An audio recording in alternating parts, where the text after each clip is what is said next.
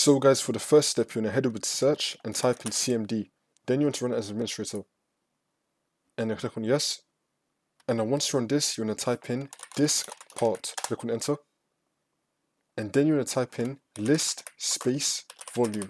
Click on enter. And now you want to identify the drive letter that you want to change. So you want to look on the letter right here. I've got my E drive. I want to change this to something else.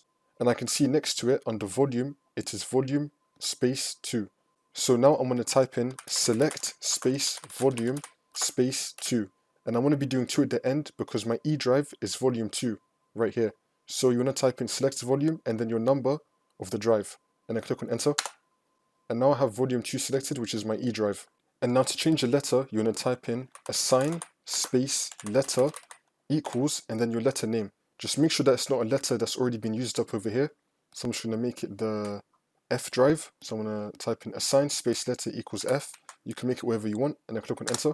And now that's works for me. And yeah, that's how you do it.